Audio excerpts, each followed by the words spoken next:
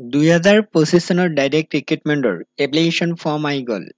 ইয়াত কোনো ধৰণৰ লিখিত পৰীক্ষা দিব নালাগে। লিখিত পৰীক্ষা অবিহনে লাভ কৰিব নিযুক্তি। এই এপ্লিকেশ্যন ফৰ্ম অসমৰ যিকোনো ডিষ্ট্ৰিক্টৰ পৰাই ফিল আপ কৰিব পাৰিব। কোনো ধৰণৰ এপ্লিকেশ্যন ফি দিব নালাগে। ফ্ৰী অফ কষ্টত এপ্লাই কৰিব পাৰিব। এই ভিডিঅ'ৰ জৰিয়তে জনাই দিব এই ফৰ্ম ফিল আপ কৰি ক'ত জমা দিব লাগিব, লাষ্ট ডেট কেতিয়া, কোনটো বিভাগৰ ফালৰ পৰা পোষ্ট ওলাইছে, কি পোষ্ট ওলাইছে, সম্পূৰ্ণ ডিটেইলছ জনাই দিয়া হ'ব। আৰু যিখন ফৰ্ম আহিছে এই ফৰ্মটো প্ৰত্যেক কেণ্ডিডেটক দিয়া হ'ব। ফৰ্মৰ লিংক এই ভিডিঅ' ডেছক্ৰিপশ্যন বক্সত দিয়া থাকিব। লিংকত ক্লিক কৰি মোবাইলত প্ৰথম ডাউনলোড কৰি ল'ব লাগিব, তাৰপিছত প্ৰিণ্ট আউট কৰিলেই হ'ল। এতিয়া মই জনাম যে বিজ্ঞাপন কোনে প্ৰকাশ কৰিছে। বিজ্ঞাপন প্ৰকাশ কৰিছে পশুপালন আৰু পশু চিকিৎসা বিভাগ। এই বিভাগৰ ফালৰ পৰা বিজ্ঞাপন প্ৰকাশ কৰিছে। ৰি নটিফিকেশ্যন প্ৰকাশ কৰিছে। মাৰ্চ মাহৰ 3 তাৰিখত ৰি নটিফিকেশ্যন প্ৰকাশ কৰিছে। এতিয়া মই পোষ্টৰ ডিটেইলছ জনাম। নেম অফ পোষ্ট অৰ্থাৎ পদৰ নাম হ'ল ভেটেনাৰী ফিল্ড এছিষ্টেণ্ট, চমুকৈ VFA বুলি কোৱা হয়। টোটেল পোষ্ট ওলাইছে 445।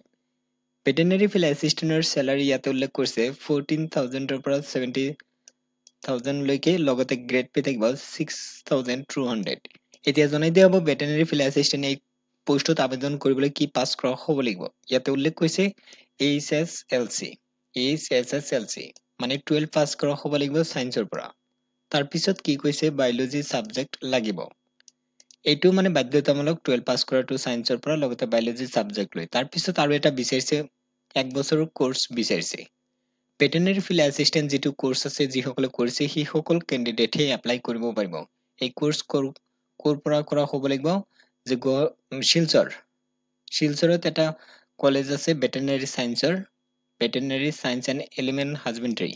এই কলেজৰ পৰা যদি এই 1 বছৰীয়া কোৰ্চ কৰিছে তেতিয়াহ'লে এপ্লাই কৰিব পাৰিব। চাওক, যেতিয়াই এই 1 বছৰীয়া কোৰ্চৰ ফৰ্ম আহে তেতিয়া কিন্তু মই জনাই দিওঁ। চাওক, লাষ্ট যিটো ফৰ্ম আহিছিল 1 বছৰীয়া কোৰ্চ 450টা চিট আছিল। 450টা মানে কেণ্ডিডেটে এডমিশ্যন পাইছিল। তাৰপিছত কিমান পোষ্ট ওলাইছে 445 মানে পোষ্ট ওলাইছে। আৰু চাওক, এই পোষ্টত আবেদন কৰিবলৈ কি পাছ লাগে 12 পাছ লাগে। ছায়েন্সৰ পৰা যদি বায়'লজি ছাবজেক্ট লয় তেতিয়াহ'লে এই ফৰ্মটো ফিল আপ কৰিব পাৰে। 2025 চনৰ যেতিয়াই ফৰ্ম আহিব আপোনালোকক জনাই দিয়া হ'ব। আপোনালোকে আমাৰ হোৱাটছআপ চেনেলটো জইন হৈ ল'ব। তাৰপিছত ইয়াতে চাওক, আবেদন কৰিবলৈ ইয়াতে কৈছে যে প্ৰাৰ্থীৰ বয়স হ'ব লাগিব 21 বছৰৰ পৰা 40 বছৰৰ ভিতৰত হ'ব লাগিব। SC/ST কেণ্ডিডেট 45 লৈকে আবেদন কৰিব পাৰিব। OBC MOBC 43 লৈকে আবেদন কৰিব পাৰিব। এতিয়া মই চিলেকশ্যন প্ৰচেছ জনাম। ইয়াতে কৈছে ইণ্টাৰভিউ হ'ব। প্ৰথম শ্বৰ্ট লিষ্ট কৰিব, তাৰপিছত কেণ্ডিডেটৰ অৰিজিনেল প্ৰমাণ পত্ৰ মানে লৈ যাব লাগিব লগত, তাৰপিছতে চিলেকশ্যন হ'ব।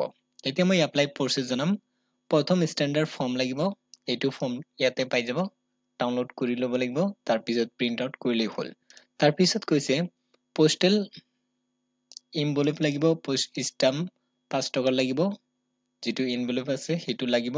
তাৰপিছত কৈছে ফৰ্ম ফিল আপ কৰি প্ৰমাণ পত্ৰ দিব লাগিব ফৰ্মৰ লগত, তাৰপিছত পঠাই দিব লাগিব to the director animal husbandry and veterinary department Assam, Chenikuthi Guwahati 781003 এই এড্ৰেছত পঠাই দিব লাগিব। লাষ্ট ডেট ইয়াতে উল্লেখ কৰিছে মাৰ্চ মাহৰ 18 তাৰিখৰ আগতেই জমা দিব লাগিব। বাই পোষ্টত দিলেও হ'ব, কিন্তু মাৰ্চ মাহৰ 18 তাৰিখৰ আগতেই পাব লাগিব, বা নিজে যাই ডাইৰেক্ট তাতে ড্ৰপ বক্স পাব, তাতে জমা দিলেও হৈ যাব। এতিয়া কাম কৰক, এই ভিডিঅ' ডেছক্ৰিপশ্যন বক্সত লিংক দিছোঁ, লিংকত ক্লিক কৰি বিজ্ঞাপনটো এবাৰ চেক কৰক আৰু ইয়াতে এপ্লিকেশ্যন ফৰ্ম পাব। আৰু যেতিয়াই ভেটেনেৰী ফিল্ড এছিষ্টেণ্ট কোৰ্চৰ এডমিশ্যনৰ ফৰ্ম আহিব আপোনালোকক মই জনাই দিম। আপোনালোকে ৰেডি থাকক। 2025 চনৰ এতিয়ালৈকে ফৰ্ম দিয়া নাই, যেতিয়াই দিব আপোনালোকক মই ভিডিঅ'ৰ জৰিয়তে সোনকালে জনাই দিম।